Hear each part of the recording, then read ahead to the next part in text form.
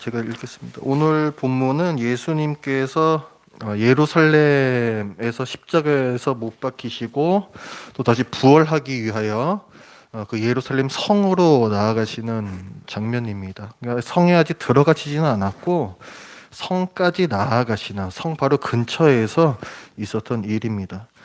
28절부터 제가 읽겠습니다. 예수께서 이 말씀을 하시고 예루살렘을 향하여 앞서서 가시더라.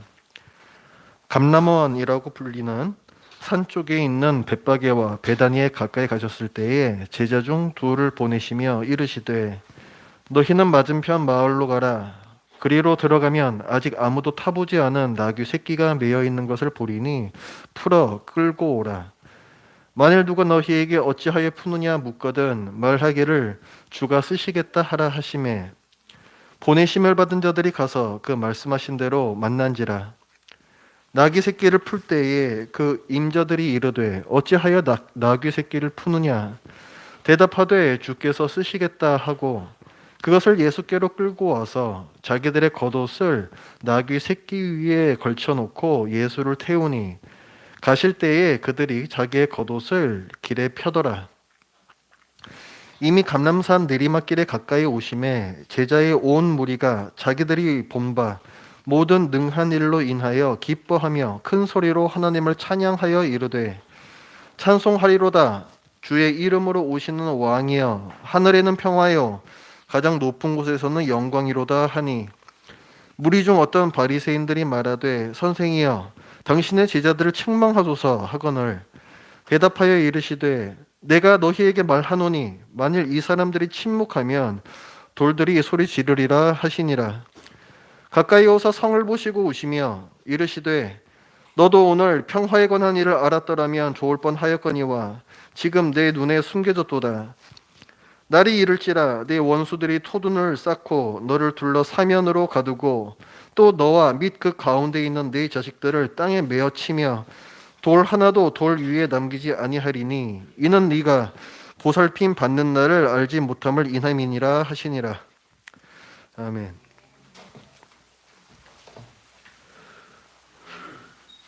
자, 우리가 흔히 이제 종려주일 본문이라 부르는 데가 있거든요. 예수님께서 예루살렘 성에 이제 입성하신다고 얘기하죠. 성에 들어가시는 거예요. 들어가실 때 예수님을 따르는 수많은 사람들과 또 예루살렘 성의 그 주민들이 함께 예수님을 향하여서 종려나무 가지를 흔들며 호산나 호산나 이렇게 외치는 그 본문이 있습니다. 이게 그 우리가 좀 누가복음을 보고 있지만은 다른 복음서에는 또 그렇게 나온단 말이에요. 그래서 그거는 예루살렘 성 안에서 그죠? 성 안에서 이제 있었던 일이고 이거는 성에 들어가시기 전에 밖에서도 이런 사람들 어떤 환호성 가운데에서 예수님께서 일종의 행진을 하신 거예요. 그래서 거기에 대한 기록입니다.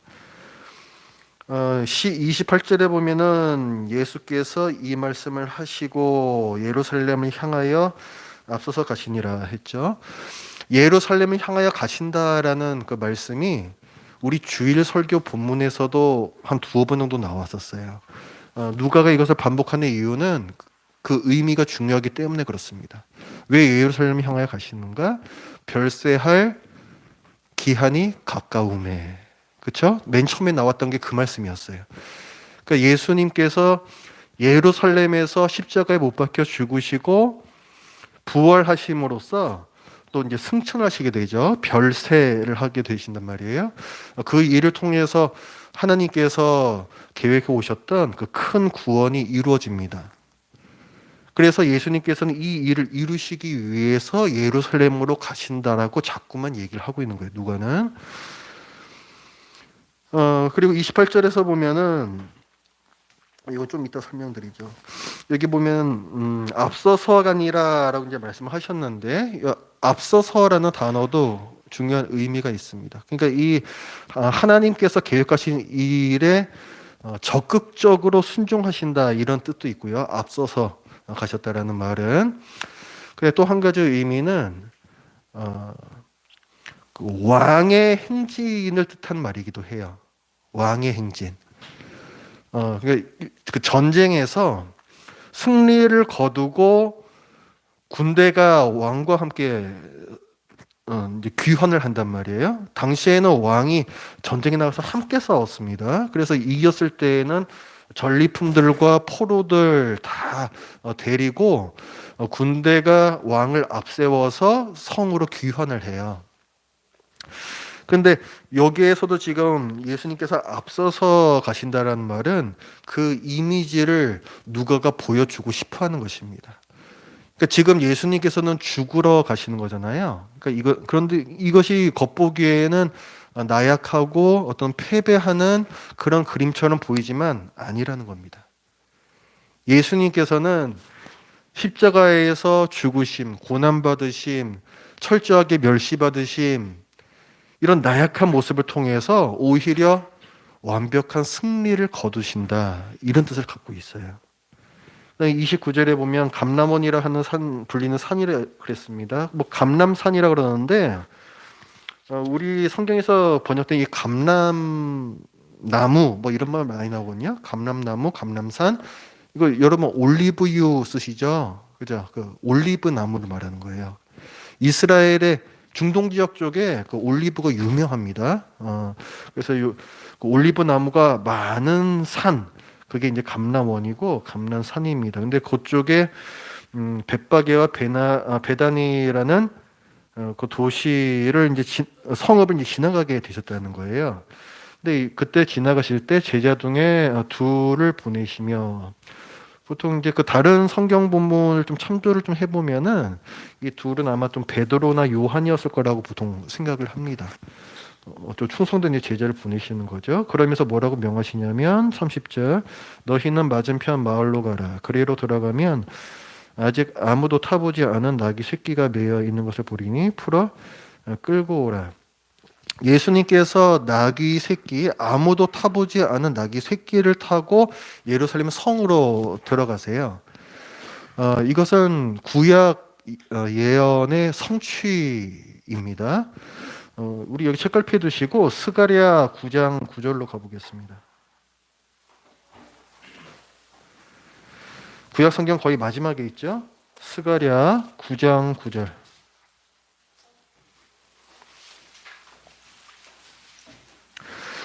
자, 스가랴 9장 9절을 함께 읽어보겠습니다. 시작.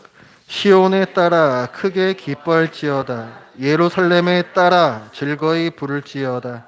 보라, 네 왕이 네게 임하시나니 그는 공의로우시며 구원을 베푸시며 겸손하여서 나귀를 타시나니 나귀 작은 것 곧 나귀 새끼니라. 여기서 보면은 네 왕이 임하신다. 근데 오시는데 어떻게 오신다? 그는 겸손하여서 나귀를 타신다. 나귀의 작은 것 곧 나귀 새끼니라. 이게 스가랴 선지자가 이미 한 500년 전에 예언을 한 본문이에요. 이것이 우리가 예언의 성취에 대해서 한 가지 좀 알아야 할 부분이 있어요. 예언의 성취는요, 하나님의 뜻을 잘 모르는 자들은 하나님의 섭리 중에 일어납니다. 자기는 자기 뜻대로 한다고 하나, 그러나 그것이 하나님의 섭리 안에서 하나님의 계획을 성취하는 쪽으로 움직여가요. 우리가 그 웨스트민스터 신앙고백에서 계속 배워왔죠.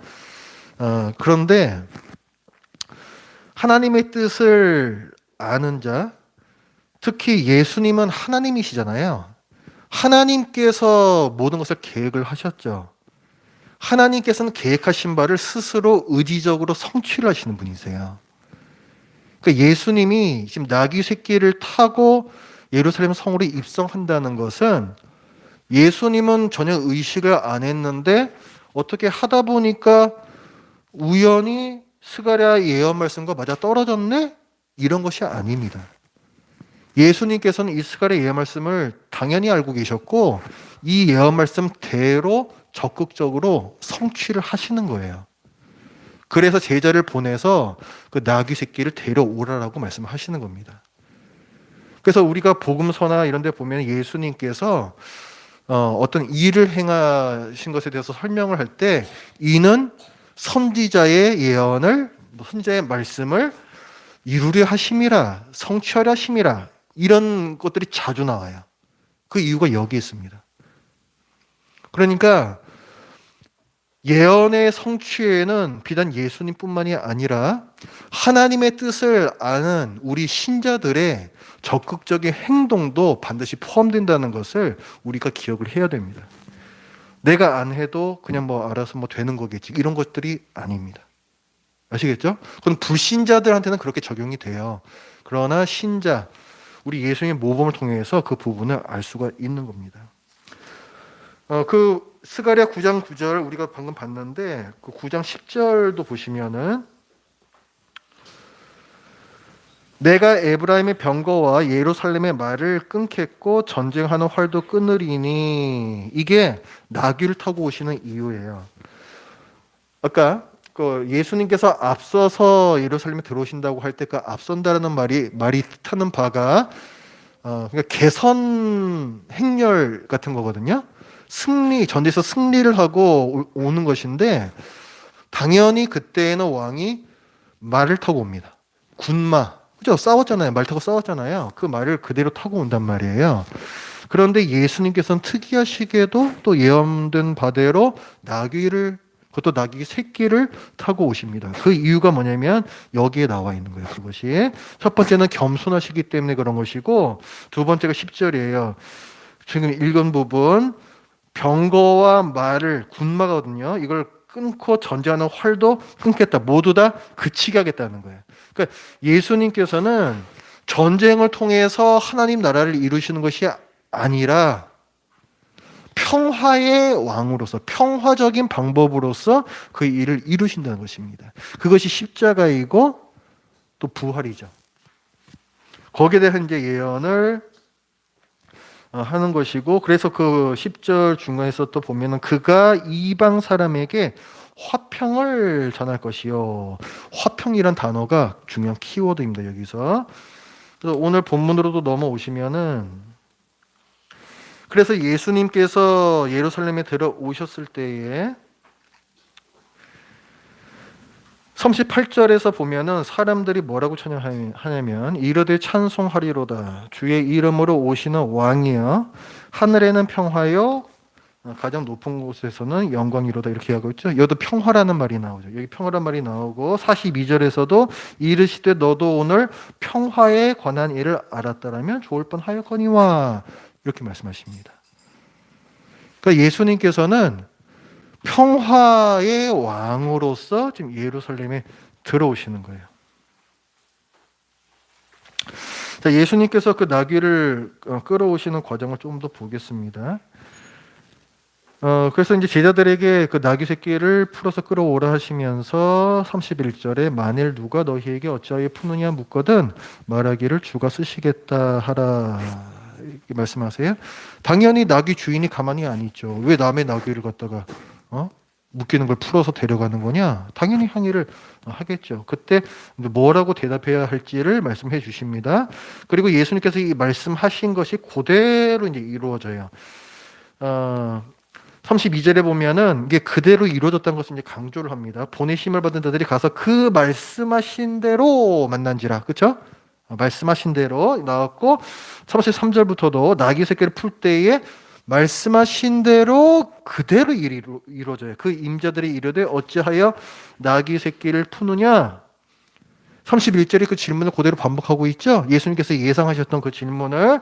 그러니까 34절에 제자들이 주님께서 일러주신 대로 대답을 합니다. 대답하되 주께서 쓰시겠다.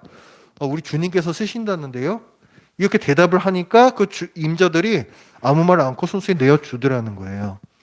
아마도 그 예수님의 그 어떤 그 인기, 예수님의 이름이 당시 뭐 유대 지역 굉장히 이제 유명한 사람으로 이제 이미 알려져 있기 때문에, 그래서 예수님께서 쓰시겠다라고 할 때에 이 나귀 주인도 순수하게 내어준 것으로 보입니다.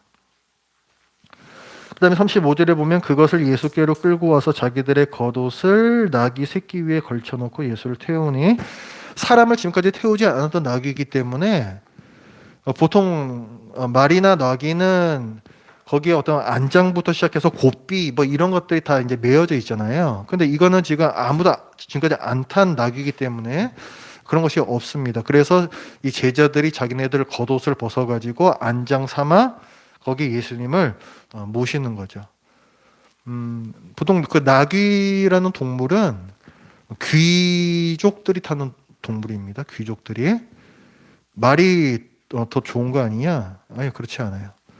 왕들이 타고 왕자들이 타고 하는 게 나귀예요. 그 예를 들어서 그 열왕기 하나 이제 열왕기나 그런 이제 그 역사서를 보면은 사람들이 막 그 특히 북이스라엘에서 서로 반역을 하고 막 이런 일들이 일어나지 않습니까? 그래서 그때 이를테면 남유대에서도 이제 그런 일이 있어요. 그 이제 뭐 압살롬이 이를테면 반역을 하려고 할 때 그 저희가 계략을 쓰죠. 다윗의 아들들을 다 불러 모아요. 암논을 포함해서 그렇죠. 그래서 사실 암논을 죽이고 싶어하는 건데 뭐 양털을 깎는다 뭐 이런 식으로 해가지고 사람들 다 불러 모은 다음에 이제 암논을 죽이죠. 그때에 이제 다른 왕자들이 다 도망가는데 나귀를 타고 도망갔다 이런 식으로 묘사가 되어 있습니다.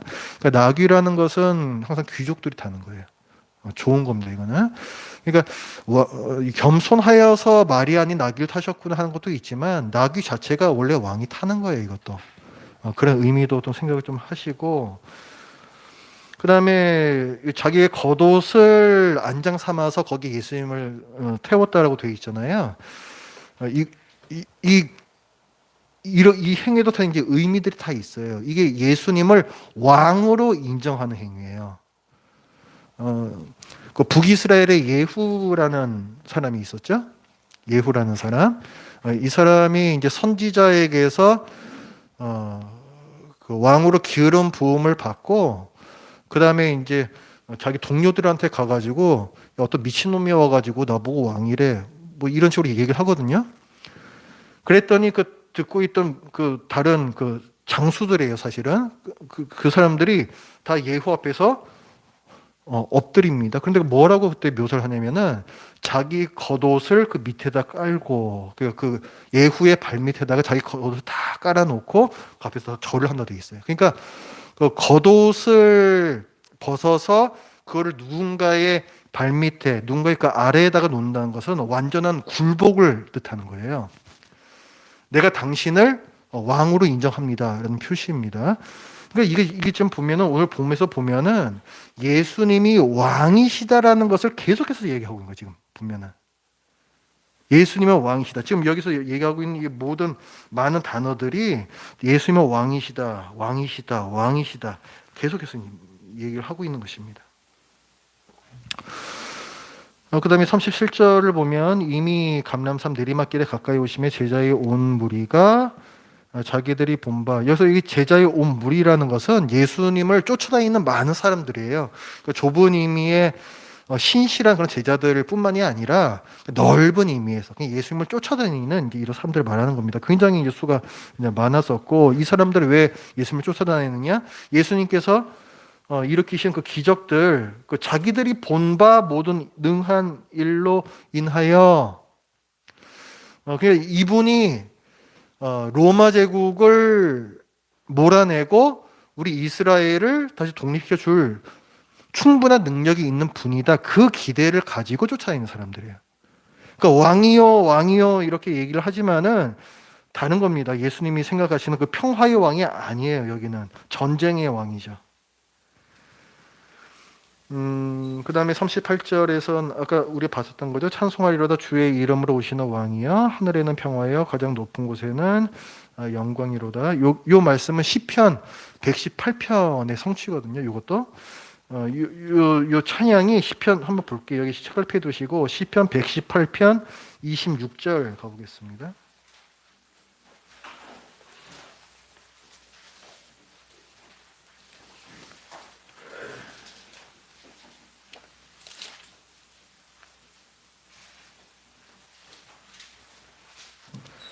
시편 118편 26절 같이 읽어보겠습니다. 시작. 여호와의 이름으로 오는 자가 복이 있으며 우리가 여호와의 집에서 너희를 축복하였도다. 여기 이 전반절 여호와의 이름으로 오는 자가 복이 있으며 아까 뭐라고 찬송했냐면은 찬송하리로다 주의 이름으로 오시는 왕이여 이렇게 했죠.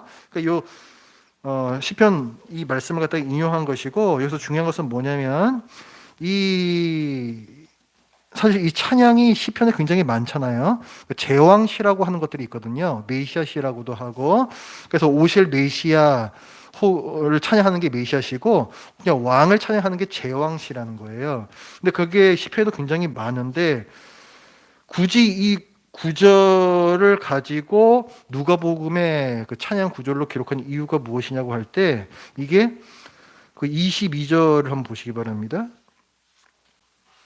22절 같이 한번 읽어볼까요? 시작. 건축자가 버린 돌이 집 모퉁이의 머릿돌이 되었나니 이는 여호와께서 행하신 것이요 우리 눈에 기이한 바로다. 그러니까 이게 지금 뭐예요? 우리 많이 듣던 말씀이죠. 건축자가 버린 돌이 집 모퉁이의 머릿돌이 되었다. 건축자라는 것은 이스라엘을 뜻하는 거예요. 이스라엘 유대인들이 너는 쓸모없어. 그래서 십자가에 못 박아 죽입니다. 예수님을. 너는 군사적 메시아가 아니잖아. 너는 정치적 메시아가 아니잖아. 해가지고 죽인단 말이에요. 그러니까 버려진 거예요. 예수님께서. 그런데 하나님의 계획은 뭐냐면 그 일을 통해서 십자가에서 못 박히심을 통해서 사람들을 죄와 마귀의 권세로부터 구원해내시는 거예요. 그걸 통해서 새로운 하나님의 집을 지어가시는 겁니다. 그러니까 예수 그리스도께서 교회, 사실은 온 세상이 성전이 되는 그 큰 집의 기초석으로서 예수님을 들어 쓰신다라는 그 예언의 시편이에요. 이것이. 그래서 하필이면은 이 시편 118편의 26절을 끌어서 누가가 기록을 한 것입니다. 사실 생각해 보세요. 예수님을 찬양하는데 아까 그 구절만 가지고 계속 반복하면서 찬양을 했겠습니까? 굉장히 많은 시편을 가지고 와가지고 찬양을 했을 거라고요. 그 당시에 불려지던 많은 찬양들을 다 했을 텐데 누가가 굳이 그 중에서도 이 구절을 뽑아서 기록한 데에는 이유가 있다는 거예요. 예수님이 어떤 왕이신지를 드러내는 것입니다.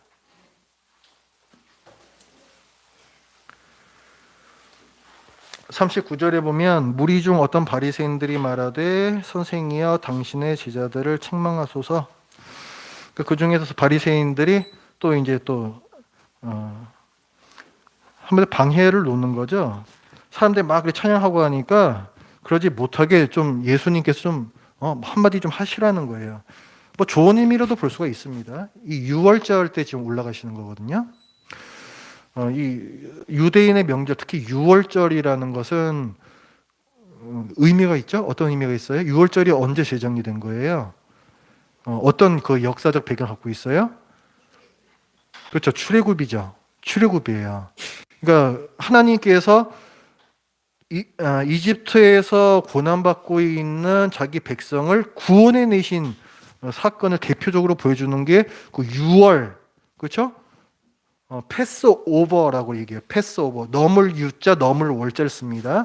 그래서 죽음의 천사가 장자들을 모두 다 죽여버리는데 이스라엘 집에는 다 피를 발라놨고 죽음의 천사가 그걸 보고는 다 패스오버 했다는 거예요. 그러면서 거기에 그렇게 말을 안 듣던 애굽 바로가 결국은 굴복을 하고 이스라엘 백성을 내보내게 되죠. 그런 배경을 갖고 있는 게 유월절이에요.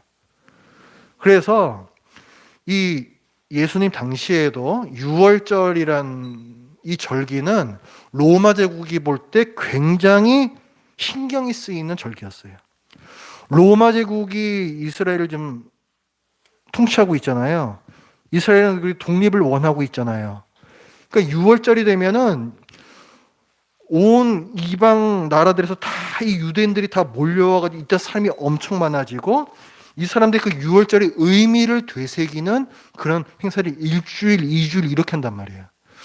그러면은 혹시 이 사람들이 어떤 독립 항쟁, 봉기를 일으키지 않을까? 그런 것들이 이제 로마 제국의 아주 민감한 이제 관심사였습니다. 지금 그런 때라는 거예요, 지금. 그러니까 지금 바리새인이 이런 말을 하는 이유에는 그런 이유가 있는 거예요. 저 사람들이 저런 뭐 왕이 어쩌고 이런 말 못하게 하십시오. 안 그래도 지금 로마 제국이 신경이 곤두서 있는데 저 사람들 자극해가지고 좋을 게 뭐가 있습니까? 큰일 납니다. 이런 뜻으로도 볼 수가 있어요. 하지만 더 근본적으로 내려가면 이 바리새인들은 예수님을 왕으로 인정하지 않는 것이죠. 그렇죠? 인정하지 않는 거예요. 너 왕도 아닌데 저렇게 하는 거 심한 거 아니냐? 이런 거예요. 근데 예수님께서는 놔두라 그러세요. 40절에 보면은 내가 너희에게 말하노니 만일 이 사람들이 침묵하면 돌들이 소리 지르리라. 찬양한 게 당연하다는 거예요. 예수님이 지금 예루살렘으로 올라가셔가지고 하실 일은 보면 이제 돌들이라는 게 그러니까 아주 하잘 것 없는 이 자연계의 일부잖아요. 근데 이 돌들이 소리 지른단 말은 예수님께서 이루시는 사역의 범위를 나타내는 거예요. 심지어 이 피조계의 아주 작은 부분까지도 예수님께서 완전히 이것을 뒤엎으시는 어떤 일을 지금 하러 올라가신다는 거예요. 그런 차원의 일을 하시는데 이 사람들이 찬양하는 것이 뭐가 잘못됐단 말이냐? 이렇게 꾸짖으시는 겁니다.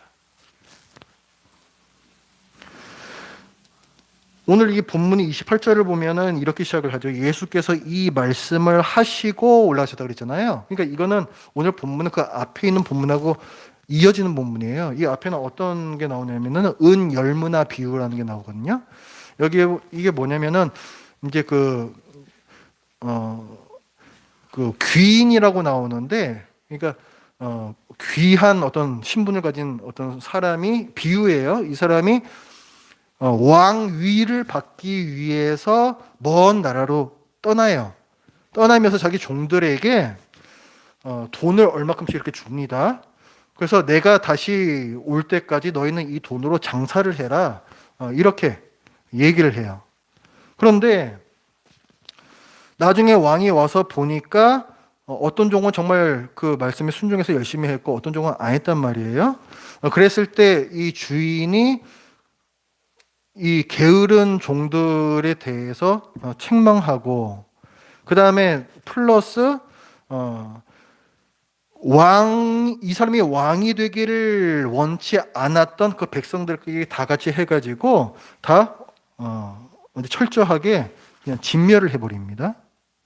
이게 이제 그 예수님께서 부활 승천하신 후에 나중에 재림하시게 되잖아요. 그때에 대한 비유 말씀이에요. 그러니까 주님께서 초림하셔서부터 재림하실 때까지 주님을 왕으로 인정하지 않는 사람들이 있습니다. 그리고 주님께 충성하지 않는 사람들이 있어요. 그러니까 종들이라는 것은 주님께 분명히 속해 있는데 충성되지 않은 사람들이고, 그 다음에 그 사람이 왕 되기를 원치 않았던 백성들이라는 것은 아예 그 예수님께 속해 있지 않은 불신자들을 말하는 거예요. 그래서 이 모두에 대해서 심판이 있다는 걸 말씀을 해주시는 거거든요. 근데 이 비유를 해주시고 오늘 이제 본문을 말씀하신 거는 뭐냐면은 그 예수님께 속하지 않은 그 불신자들의 대표적인 사람들이 누구예요? 바리새인들이에요. 그게 그렇죠. 그래서 거기에 대한 비유를 말씀하시고 거기에 대한 하나의 실제 예로서 오늘 이 본문이 또 나오는 거예요. 이 바리새인이 끝끝내 계속 예수님을 왕으로서 믿지 않는다, 끼워 넣는 겁니다. 근데 이것도 거꾸로 말하면 뭐냐면은 예수님은 왕이시다, 이거를 드러내는 거예요. 그 다음에 41절부터 보시면은 가까이 오서 성을 보시고 우시며, 예루살렘 성에 들어가시기 전에 성을 보시며 이제 우세 애통한 마음으로. 그걸 왜 우시냐면은 예수님께서 평화의 왕으로 오셨잖아요. 십자가에서 못 박혀 죽으시고 부활하시고 그 일을 이루실 거잖아요. 그래서 이 평화라는 말이 굉장히 중요합니다. 이 예수님께서 그 일을 하심으로 하나님과 사람 사이에 불화했던 관계가 회복이 돼요. 우리 죄 때문에 우리에게 진노하고 계시잖아요, 하나님께서. 그게 해소가 된다고요. 그래서 이 평화, 화평이라는 것은 하나님과 자기 백성 사이의 그 화평을 일치하고 얘기를 하고, 유대인과 또 이방인 사이에서도 서로 맨날 으르렁거리고 유대인들이 배척하고 뭐 이러잖아요. 그 벽을 또 허무시는 그 화평, 그걸 다 아우르는 거거든요. 자, 그래서 예수님은 그 목적을 오셨는데 예루살렘은 그걸 모른다는 거예요. 42절은. 그걸 모른다는 거예요. 그저 정치적이고 군사적인 메시아만 기다린다는 거예요. 지금 내 눈에 숨겨져 있도다. 너희들 모른다는 거예요. 지금 이거다가. 그래서 그 결과가 뭐냐면, 예수님을 주님으로 왕으로서 믿지 않은 그 결과가 뭐냐면, 결국 유대인들이 끝끝내 로마 제국에서 독립을 무력으로 탈취를 하려고 시도를 해요. 그게 대대적으로 있었던 사건이 기원 후 70년에 있었던 무장 봉기 사건입니다. 예루살렘이 로마 제국에 의해서 무력으로 항쟁을 시도를 해요. 그때에 그 로마 제국에서 장군이 와가지고 완전히 밀어버립니다. 그때 예루살렘을 완전히 밀어버려요. 정말 돌 하나도 돌 위에 남지 않을 만큼 성전과 성은 모두를 완전히 밀어버려요. 예수님께서는 그걸 다 지금 보시는 거예요. 너희의 그 불신 때문에, 네가 나를 알지 못하여 예루살렘이 결국은 멸망당하게 될 그 일을 아시고 그 일 때문에 애통해 하시는 겁니다. 그래서 우시는 거예요.